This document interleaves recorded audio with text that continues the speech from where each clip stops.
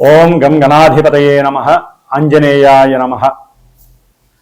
ఓం మనోజవం మారుతతుల్య వేగం జితేంద్రియం బుద్ధిమతాం వరిష్టం వాతాత్మజం వానరాయూధ ముఖ్యం శ్రీరామదూతం శిరసా నమామి.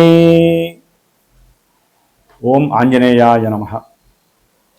వీక్షిస్తున్నటువంటి ప్రేక్షకులందరికీ కూడా అంతరిక్షంలో సంచరిస్తున్నటువంటి నవగ్రహాలు, అట్లాగే నక్షత్ర మండలంలో ఉన్నటువంటి సమస్త దేవతామూర్తులు కూడా మిమ్మల్ని ఆశీర్వదించాలని ఈ ఏప్రిల్ మాసంలో 1వ తేదీ నుండి కూడా 30వ తేదీ వరకు గ్రహ గోచారాన్ని మనం గమనించినట్లయితే ముఖ్యంగా మీనరాశిలో ఉన్నటువంటి శని భగవానుడితో ఏప్రిల్ 14వ తేదీ వరకు కూడా సూర్యుడు, అట్లాగే ఏప్రిల్ 2వ తేదీ నుండి కుజుడు, ఈ 3 గ్రహాలు కూడా మరి దాదాపుగా ఏప్రిల్ 15 వరకు కూడా పాపగ్రహ మిళితమై మీనరాశిలో ఉంటూ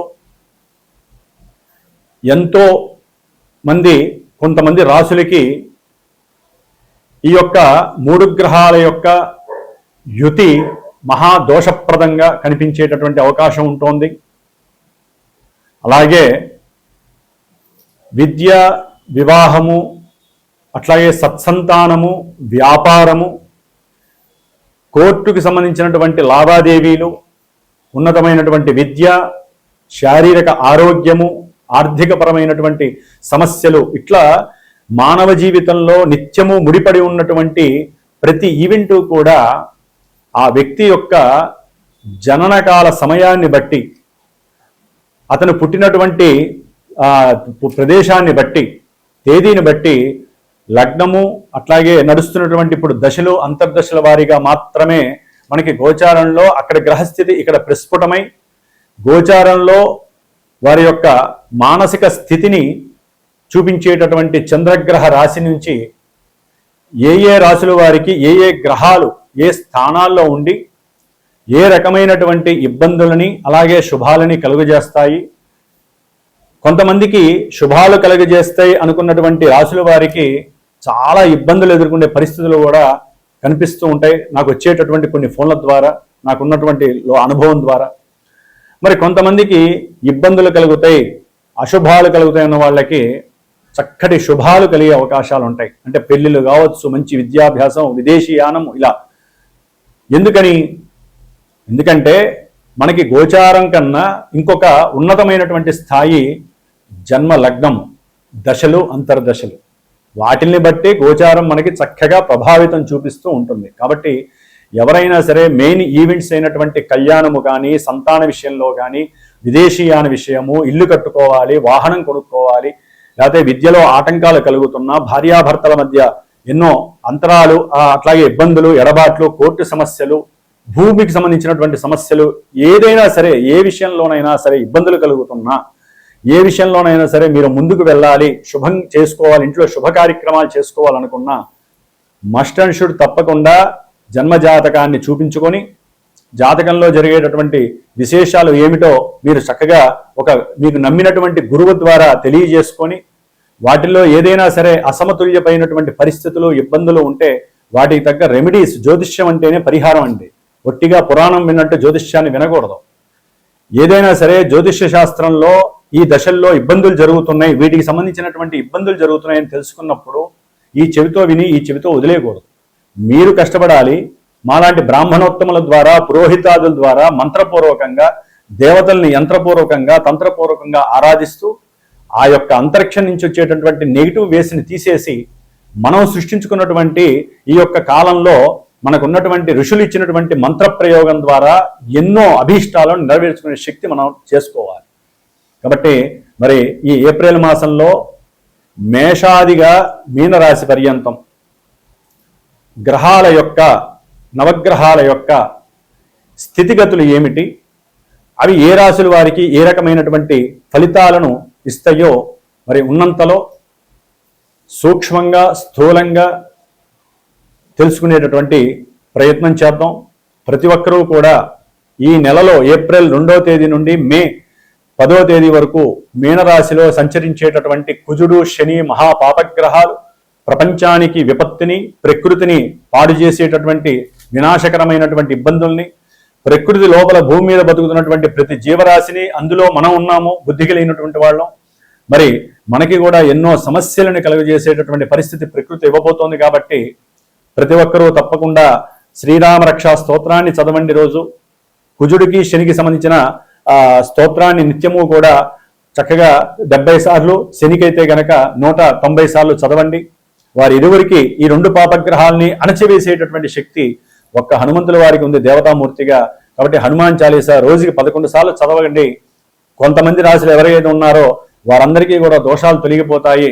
అట్లాగే ముఖ్యంగా శ్రీమాత జ్యోతిషాలయ పీఠంలో, మా పీఠంలో ఈ 41 రోజులు ఏప్రిల్ 2వ తేదీ నుండి మే 11వ తేదీ వరకు కూడా ఈ కుజశనులకి ఇద్దరికీ కూడా జపాలని ఆచరిస్తూ దేవతామూర్తి అయినటువంటి హనుమంతుల వారికి చక్కగా మంజుసూక్త జప పారాయణ చేస్తూ, రోజు వారికి సంబంధించిన హనుమాన్ చాలీసా పారాయణ చేస్తూ, నిత్య అర్చన చేస్తూ, చివరిలో హనుమత్ జయంతి మే 12వ తేదీన పవన సూక్తంతో, మృత్యుంజయ మంత్రంతో పాశుపత రుద్ర హోమాన్ని చేస్తూ, హనుమంతుడి యొక్క సహస్రనామ హోమము, సీతారామచంద్రుల వారి యొక్క అష్టోత్తర నామాలతో హోమము ఆచరిస్తున్నాను మే 12వ తారీఖున. కాబట్టి సమస్యలు ఉన్నటువంటి వారు తప్పకుండా పీఠానికి సంప్రదించి దానికి సంబంధించినటువంటి పూజలో మీ యొక్క కుటుంబం తరపున కూడా మీరు కూడా పార్టిసిపేట్ చేసే అవకాశం తీసుకోండి. మేము ఎంత చేసినా మీరు కూడా తప్పకుండా, కొంతమంది రాశుల వారికి ఏ అయితే ఇబ్బందులు ఉన్నాయో వారు తప్పకుండా మీరు కూడా హనుమంతుల వారికి అర్చనలు చేయించండి, వారి చుట్టూ ప్రదక్షిణాలు చేయండి, నిత్యము సింధూరాన్ని ధరించండి. మీకు సర్వత్రా కార్యము లాభం కలిగేటటువంటి అవకాశం హనుమంతులు వారిస్తారు. జై శ్రీరామ్, జై హనుమాన్. కన్యారాశి వారికి ఏప్రిల్ మాసంలో మరి గ్రహాల యొక్క గోచార స్థితిని గమనించినట్లయితే వీరింటికి ఎదురుకుండా ఉన్నటువంటి సప్తమ స్థానంలో, మారక స్థానంలో ఇబ్బందులు కలిగజేసేటటువంటి వేధాస్థానము అంటారు, దీన్ని కంటక స్థానం అని కూడా అంటారు. కన్యారాశి వారికి సప్తమము వేధాస్థానం. ఈ రాశుల్లో ఉన్నటువంటి శని భగవానుడి వలనే వీరు అనుకున్న ప్రతి కార్యక్రమము ఆలస్యం అవటము, సంతానపరమైనటువంటి విభేదాలు, ఇబ్బందులు, అట్లాగే ఏదైనా ఉన్నతమైనటువంటి విద్యల పరంగా దూరంగా వెళ్ళాలనుకున్న ప్రయాణాల పరంగా ఆలస్యం అవటం వలన ఎంతో మానసిక జుగుత్స, చిరాకు, లేనిపోని విసుగు, విరామంతో అసలు వీరు ఏం చేస్తున్నారో వీరికే తెలియని పరిస్థితి కన్యారాశి వారికి. అలాగే అప్పుల పరంగా తీరుద్దామని చాలా ప్రయత్నం చేస్తూ ఉంటారు. వీరికి ఉన్నటువంటి పాత బాకీల్ని తీర్చేయడానికి చాలా శారీరకమైనటువంటి శ్రమని ఓడుస్తారు, కానీ వచ్చే అవకాశాలు చాలా తక్కువ ఉన్నాయి. దానికి తోడు ఈ మాసంలో కుజుడు, పాపగ్రహమైనటువంటి కుజుడు కన్యారాశి వారికి సప్తమంలోకి వస్తున్నాడు. భార్యాభర్తల మాది సరైన సంభాషణ ఉండదు. వీరు ఒకటి మాట్లాడితే అవతల వాళ్ళు ఇంకోటి అర్థం చేసుకోవటం. ఎందుకని జన్మరాశ్యాధిపతి అయినటువంటి బుధుడు కూడా 11వ తారీఖు నుంచి కూడా మీనరాశిలో ఉంటాడు నీచ స్థితిలో. వీరికి శారీరకమైనటువంటి అనారోగ్య పరిస్థితుల పరంగా వీరికి ఉన్నటువంటి బుద్ధి మందగించటం, అసలు వీరు ఏం మాట్లాడుతున్నారో వీరికి అర్థం కాక అవతల వ్యక్తితో వీడు తెలివి తక్కువ వాడరా అనేటట్టు మాట కూడా అనిపించుకోవటం, అన్నదమ్ముల విషయంలో ఏదైనా భూములు, ఆస్తులు, కోర్టుకు సంబంధించిన లావాదేవీల విషయాలలో విపరీతమైనటువంటి సంఘర్షణలు వీరు ఎదుర్కొనే అవకాశం కలుగుతుంది ఈ నెల రోజులు. ఎందుకంటే సూర్య భగవానుడు 14వ తేదీ వరకు కూడా అక్కడే ఉంటాడు, వ్యయాధిపతి. పెట్టినటువంటి పెట్టుబడుల విషయంలో, వ్యాపారంలో తీవ్రమైనటువంటి నష్టాలు అనుభవించే పరిస్థితి, దాని ద్వారా భాగస్వాముల మధ్య అంతర్గతంగా అంతర్యుద్ధం జరిగేటటువంటి అవకాశము. నలుగురు ఉన్నారనుకోండి, నలుగురిలో ముగ్గురు ఒకవైపు ఉంటారు, ఒకరిని ఏదోటి అంటారు, మళ్ళీ వీడియో వచ్చినప్పుడు వాడిని అంటారు. అంటే వాళ్ళలో ఐక్యత తగ్గిపోతుంది. ఒకరి మధ్య ఒకరికి లేనిపోని క్రాష్లు వచ్చే అవకాశం ఉంటుంది. అగ్ని పుట్టనే కూడదు. అగ్ని కనుక ఒక చోట రగిలింది అంటే అది దావానలంలా మొత్తాన్ని కాల్చివేస్తుంది. ఇప్పుడు పరిస్థితి అట్లా ఉంటుంది 14 వరకు. తర్వాత ఇంకా ఘోరము, సూర్య భగవానుడు ఈ యొక్క కన్యారాశి వారికి అష్టమ స్థానంలోకి వస్తాడు. అష్టమ స్థానం అంత మంచిది కాదు. పెట్టినటువంటి పెట్టుబడులు లాభం వచ్చేటట్టుగా దగ్గర దాకా తీసుకొస్తాయి ఆకస్మికంగా, కానీ అష్టమం అనేటటువంటిది కాస్త కష్టాలను క్రియేట్ చేస్తుంది. ఆరోగ్య విషయంలో వీరికి సహకరించలేక, ఆరోగ్య విషయంలో వీరు ముందుకు వెళ్ళలేక, వీరు పెట్టిన పెట్టుబడుల్లో లాభం వచ్చినా స్వీకరించలేనటువంటి పరిస్థితి, ఆ జ్ఞానము అన్నీ పోతాయి, తొలగిపోతాయి, డైవర్ట్ అయిపోతుంది వ్యవహారం అంతా. లేకపోతే గవర్నమెంట్ వాళ్ళ ద్వారా ఆకస్మికంగా వీళ్ళకి నోటీసులు వచ్చే అవకాశం ఉంటుంది. అంటే ఉచ్చస్థితిలో ఉన్నాడు కదా సూర్య భగవానుడు లాభంలో అనుకోవడం కన్నా వీరి జన్మతః జాతకంలో ఒకవేళ కనుక సూర్య భగవానుడు మంచివాడయ్యి మంచి స్థానాలకు ఆధిపత్యం పట్టుంటే గవర్నమెంటు రక్షణ వ్యవస్థలో కానీ పోలీస్ వ్యవస్థలో కానీ పర్వత శాఖలో కానివ్వండి వీరికి ఉన్నతమైనటువంటి గవర్నమెంట్ జాబ్స్ కూడా వస్తాయండి ఆకస్మికంగా. కాబట్టి జాతకరీత్యా ఉన్నటువంటి దశలు అంతర్దశలు లగ్నాలు భావాలు అవన్నీ చూసుకుంటే గ్రహాలు ఇప్పుడున్న పొజిషన్లో మంచినిస్తాయో చెడునిస్తాయో మనకి తెలుసుకోవచ్చు, చాలా బాగా తెలుసుకోవచ్చు. మరి ఈ నెలల్లో కూడా సూర్యుడు బాగోలేడు కాబట్టి కన్యా రాశి వారు ఆరోగ్యం కోసం గవర్నమెంట్కి సంబంధించినటువంటి ప్రభుత్వపరమైనటువంటి ఏదైనా విషయాల యందు ఇబ్బందులు కలుగుతున్నా, ప్రభుత్వ ఉద్యోగుల ద్వారా ఆటంకాలు కలుగుతున్నా, లేదా మీరు ఏదైనా భూమిని అమ్మాలన్నా ఈ గవర్నమెంట్ పరంగా మీకు సపోర్ట్ దొరకదు ఈ నెల రోజులు కూడా.